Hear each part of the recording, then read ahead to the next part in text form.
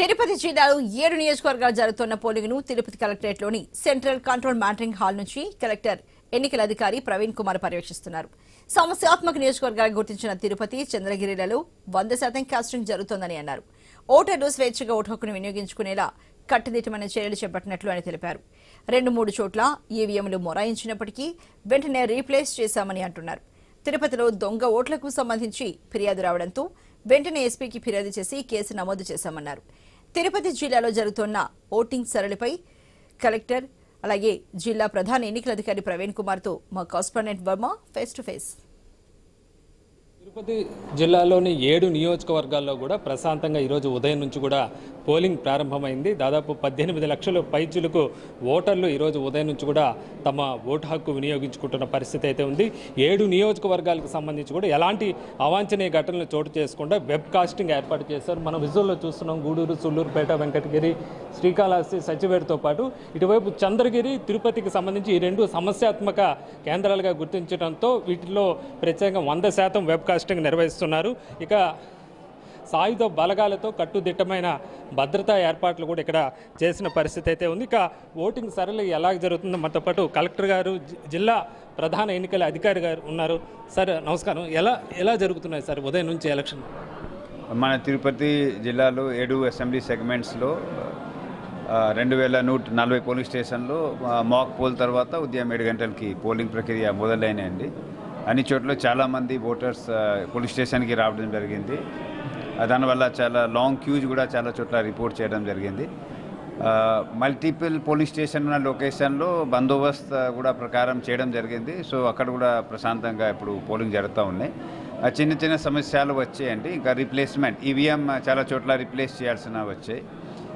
కొన్ని చోట్ల చిన్న చిన్న మిస్టేక్ వల్ల డిలే కూడా రావడం జరిగింది. సో ఇవన్నీ కూడా ఓవర్కమ్ చేసుకుంటూ ఇప్పుడు దాకా 9 గంటల దాకా 9.78% పోల్ పర్సెంటేజ్ మన జిల్లాలో నమోదు చేయడం జరిగింది. సో ఇప్పటి నుంచి ఇంకా వేగంగా బ్రిస్క్లీ పోలింగ్ కూడా జరిగే అవకాశం ఉంది. మధ్యలో ఒక కేసు కూడా, ఒక ఫేక్ ఓటర్ సంబంధించి తిరుపతిలో మా దృష్టిలో రావడం జరిగింది. వెంటనే ఎస్పీ గారికి చెప్పడం జరిగింది.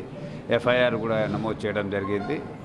సరైన చర్య కూడా తీసుకోవడానికి సిద్ధంగా ఉన్నాము. ఇలాంటి ఎక్కడైనా ఇంపర్సనేషన్ ప్రయత్నం చేసినా, బోగస్ ఓటింగ్ ప్రయత్నం చేసినా యాజ్ పర్ ఎలక్షన్ లాస్ వెంటనే క్రిమినల్ కేసు పెట్టడం జరుగుతుంది. అలాగే క్రిమినల్ యాక్షన్ కూడా టేకప్ చేయడం జరుగుతుంది. సో ఇప్పుడు దాకా అన్నీ ప్రశాంతంగా జరుగుతున్నాయి. ఇప్పటికెప్పుడు మానిటర్ చేస్తున్నాము. దాదాపుగా అన్ని పోలీస్ స్టేషన్ వెబ్ కాస్టింగ్ ద్వారా వీడియోగ్రాఫర్ పెట్టి మైక్రో అబ్జర్వర్. తిరుపతి, చంద్రగిరి 2 కూడా సమస్యాత్మక కేంద్రాలు గుర్తించడం జరిగింది.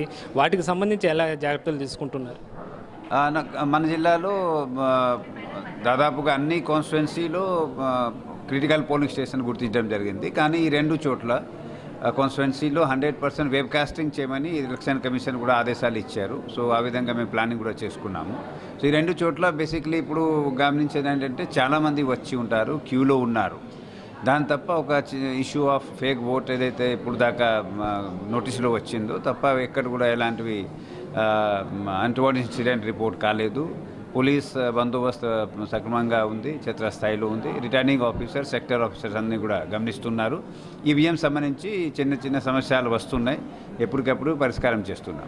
ఓటర్లు కూడా ఫిర్యాదు చేయడానికి యాప్లు కూడా ఇవ్వడం జరిగింది. వాటి నుంచి ఫిర్యాదులు ఎలా వస్తున్నాయి? పరిష్కారం ఎంత సమయంలో జరుగుతుంది? అదే ఇప్పుడు ఓటర్స్ బేసిక్లీ నా వాళ్ళు ఓటింగ్ చేయడానికి రావడమే.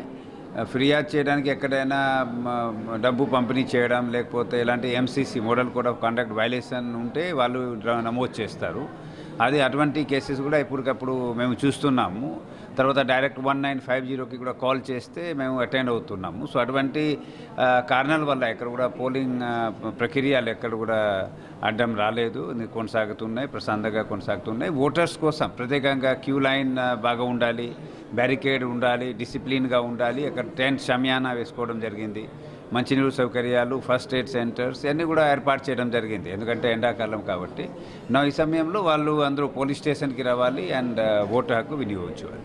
కలెక్టర్ గారు, జిల్లా ప్రధాన ఎన్నికల అధికారి ప్రవీణ్ కుమార్ గారు చెప్తున్నారు. ఓటర్లు స్వేచ్ఛగా ఓటు హక్కు వినియోగించుకునేందుకు అన్ని రకాల చర్యలు తీసుకున్నట్లు కూడా చెప్తున్నారు. ఏదైతే సమస్యాత్మక పోలింగ్ కేంద్రాల్లో తిరుపతి, చంద్రగిరి రెండిట్లో కూడా మనం చూస్తున్నాము.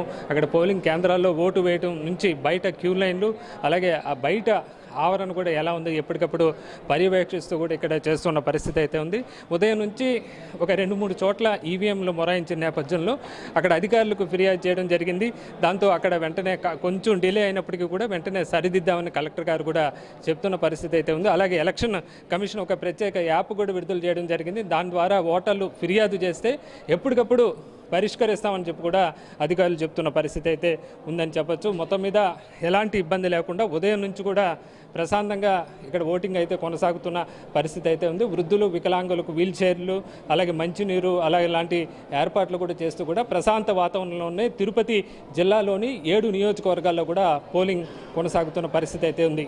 ఇది తిరుపతి కలెక్టరేట్ నుంచి కెమెరామెన్ రాజేష్తో వర్మ.